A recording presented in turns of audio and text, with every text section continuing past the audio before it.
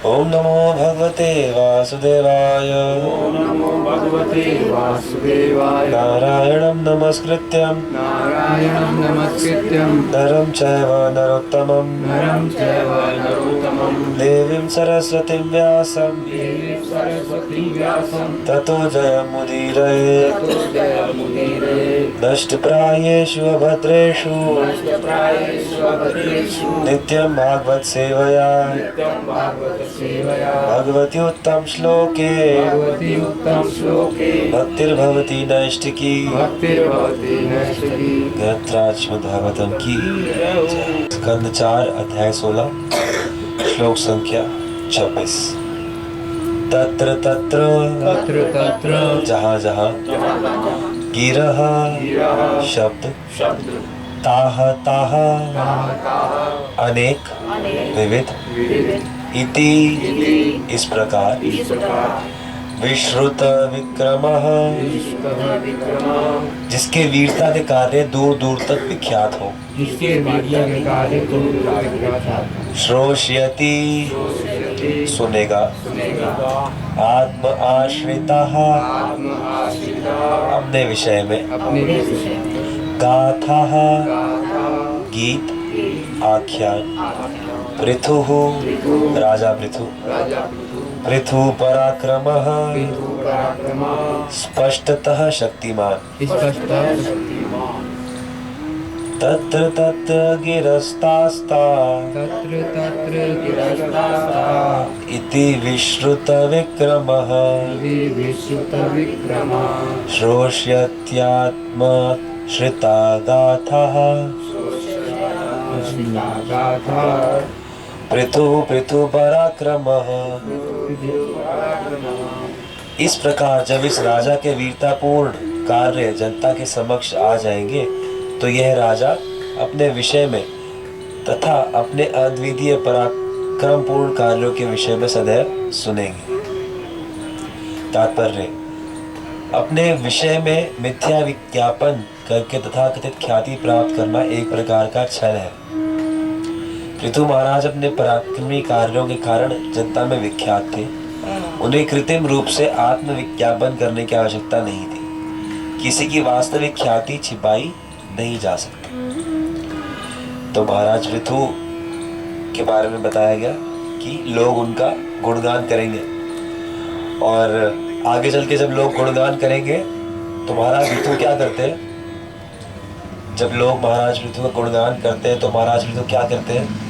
कहते हैं कि नहीं नहीं मुझे मत सुनाओ, मुझे यह सब कुछ भी मत सुनाओ क्योंकि ये सुनना मेरे लिए अच्छा नहीं।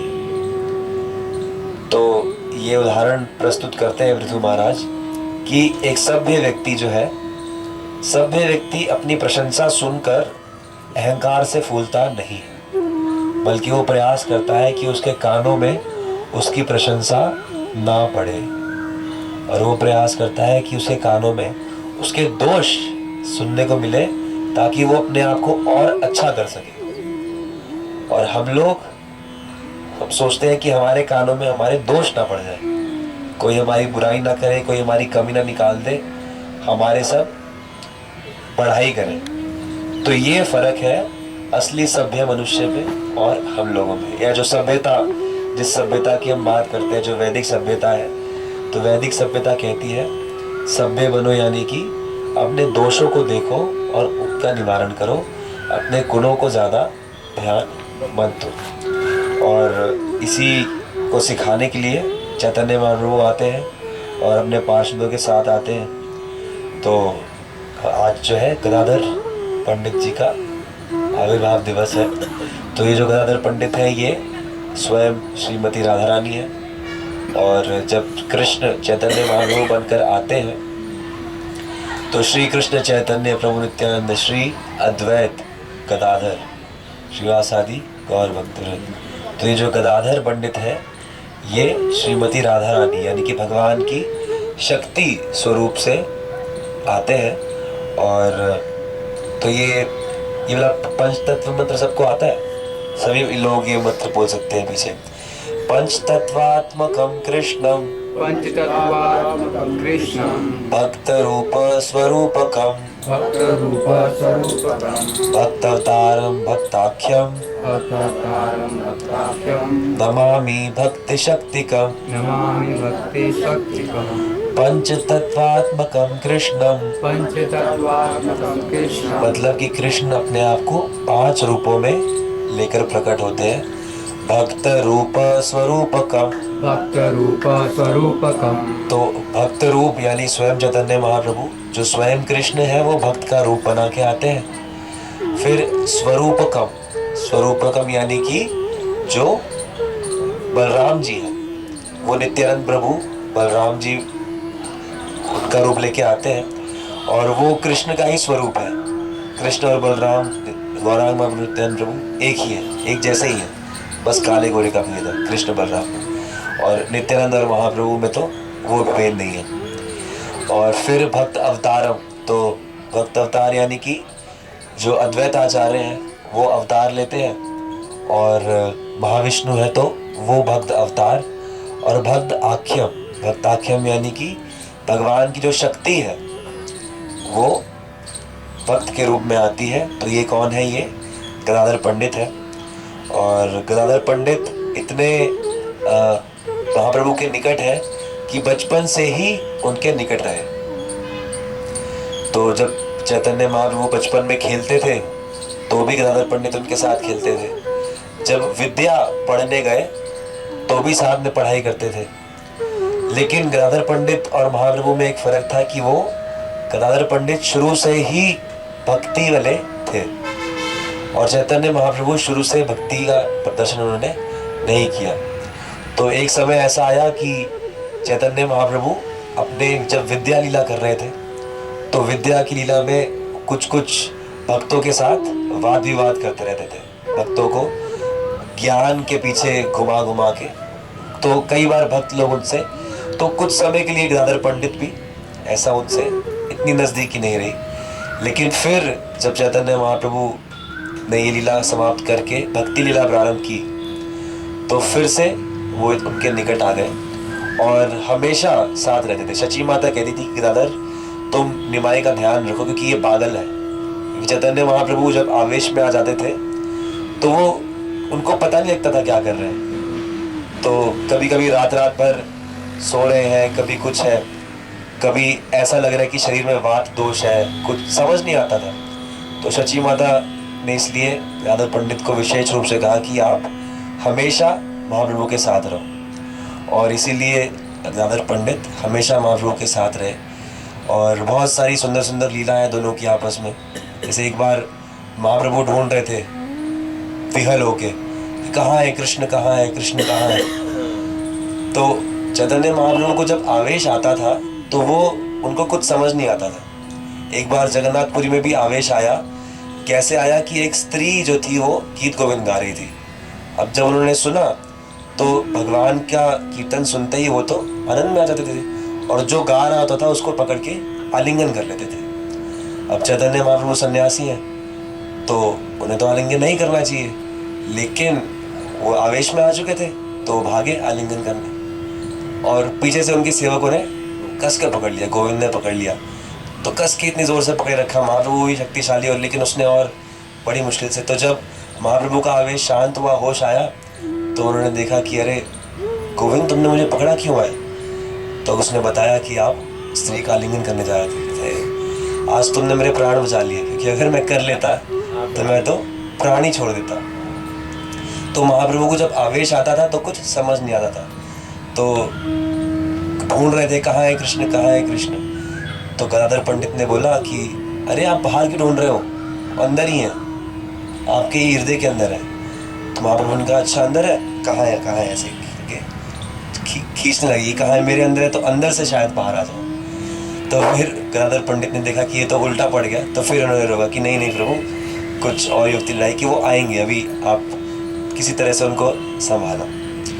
इसीलिए जब चैतन्य महाप्रभु ने संन्यास लिया तो गदाधर पंडित ने भी संन्यास ले लिया और वो भी उनके पीछे पीछे चल के जगन्नाथपुरी पहुंच गए और जगन्नाथपुरी में ही रहने लगे। और चैतन्य महाप्रभु रोज़ इनके पास आते थे, भागवत सुनते थे और बहुत सुंदर तरीके से भागवत का पाठ करते थे। और सबने दर्शन भी किए टोटा गोपीनाथ मंदिर में। तो एक दिन वहाँ चटक पर्वत पर महाप्रभु प्रेमावेश में ऐसे ज़मीन पर लौट रहे थे, तो उनका हाथ ऐसे पड़ा एक विग्रह पर, उन्होंने सर से पकड़ के निकाला तो भगवान की बहुत सुंदर विग्रह सामने आए, जो कि वज्रनाभ जी ने बनाए थे, श्री कृष्ण के पड़पोते ने, जिनको कि गोपीनाथ उनका नाम था। और क्योंकि बाग में मिले थे तो इसलिए टोटा गोपीनाथ उनका नाम दिया। और महाप्रभु ने कहा कि ये मुझे प्राणों से प्रिय है, तो इनकी सेवा गदाधर पंडित को उन्होंने सौंपी। और फिर ऐसा हुआ कि क्योंकि अब उनकी सेवा मिल गई थी, तो तब गदाधर पंडित ने क्षेत्र संन्यास ले लिया कि अब इनकी सेवा के लिए मैं इस जगन्नाथपुरी क्षेत्र में ही रहूँगा, यहाँ से बाहर नहीं जाऊँगा। तो उसके बाद जब महाप्रभु वृंदावन गए और दक्षिण भारत गए, तो तब गदाधर पंडित साथ नहीं जा पाए, क्योंकि वो गोपीनाथ की सेवा में थे। और हम सब जानते हैं कि उनकी भागवत सुनने पूरा जगन्नाथपुरी आता था। और टोटा गोपीनाथ उनकी सेवा इतनी दिल से कराना चाहते थे कि जब वो बूढ़े हो गए और खड़े नहीं हो सकते थे श्रृंगार के लिए, तो उन्होंने बोला कि मेरे सेवक करेगा आप सेवा। तो गोपीनाथ ने बोला कि नहीं नहीं, आप ही करोगे सेवा। कहते हैं मैं कैसे करूँगा, मैं खड़ा नहीं हो सकता, मैं बूढ़ा हो गया हूँ। तो तुम खड़े नहीं हो सकते तो क्या हुआ, मैं बैठ सकता हूँ। तो एकमात्र श्री कृष्ण का विग्रह है जो बैठा हुआ है, और बहुत सुंदर पद्मासन में भगवान बैठे हुए हैं। और मंगला के समय उनका दर्शन होता है पद्मासन का। और फिर गदाधर पंडित उनकी सेवा में ही लगे रहे। और ऐसा कहते हैं कि चैतन्य महाप्रभु भी, कई लोग ये कहते हैं कि उसी विग्रह में समा गए थे, और उसका निशान ऐसे भगवान के घुटने पर ऐसे पीली रेखा के रूप में रहता है। तो ये टोटा गोपीनाथ की सेवा गदाधर पंडित करते रहे, और समय आने पर फिर ये भी अपना ध्यान हो गए। तो श्री गदाधर पंडित की जय।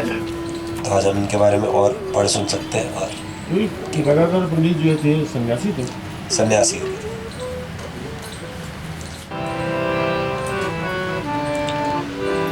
हे गोपीनाथ,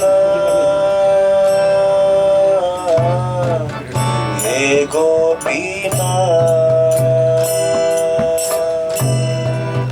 हे गोपीनाथ,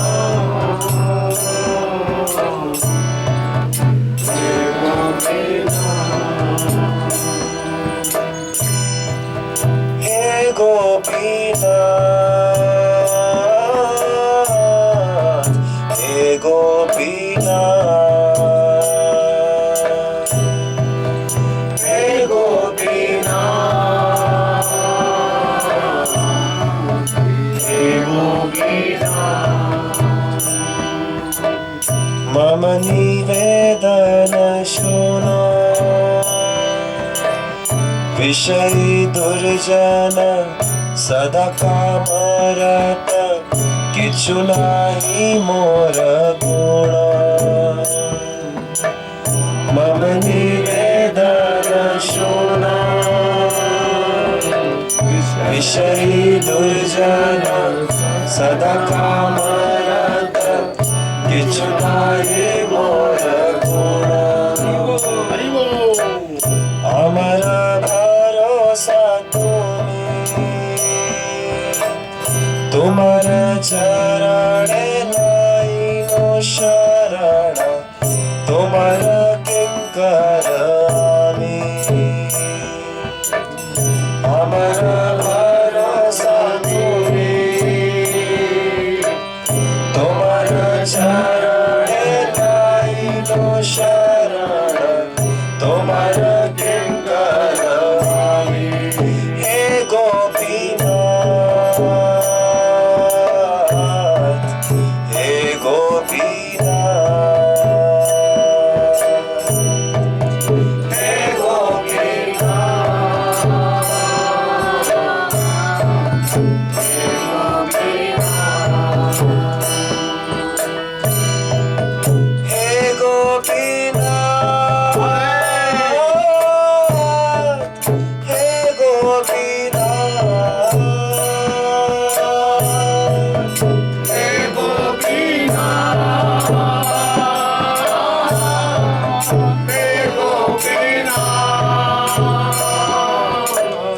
के मने शादी में मोरे ना जाती भाकाती कर में जड़ा माती ओढ़े छी संसार घोरे के मने शादी में मोरे ना जाती भाकाती कर में जड़ा माती ओढ़े छी संसार घोरे सकल तोमार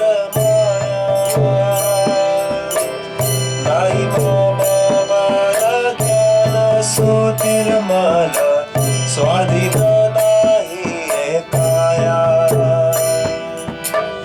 सकल तोमार माया नाही माला ज्ञान स्वाधीन माला स्वाधीन नाही हे गोपीनाथ हे गोपीनाथ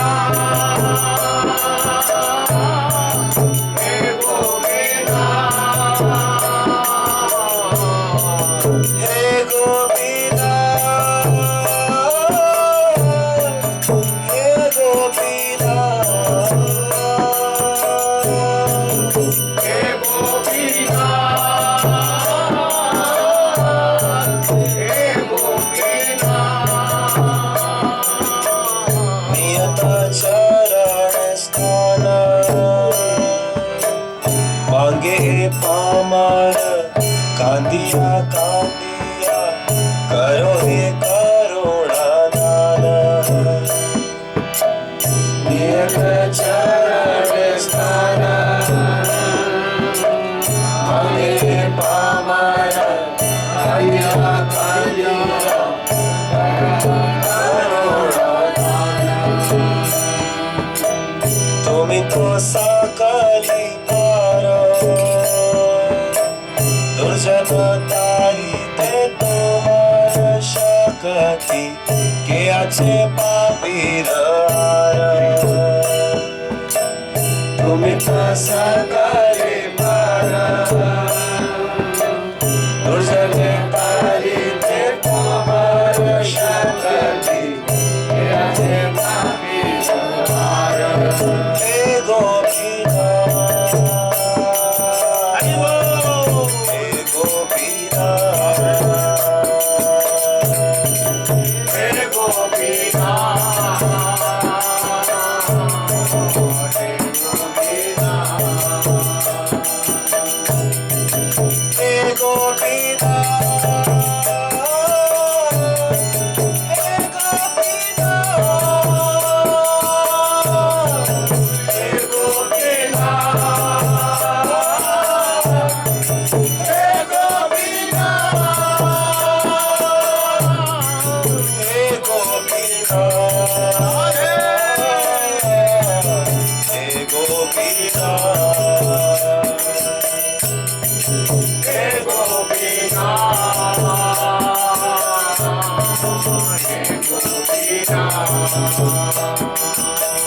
तुम्ही कृपा पारावार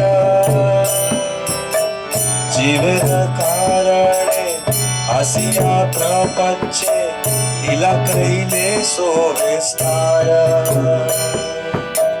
तुम्ही कृपा पारावार जीवन कारणे आसिया प्रपंचे हिला कैले सो विस्तार की दोषेर दोषी असुर सकल पाइलो चरण विनोद থাকিলো বসি আমি কি দোষের দোষী अशुद्ध सकल पायल चरण विनोद थागिल वासी हे गोपीनाथ हे गोपीनाथ हे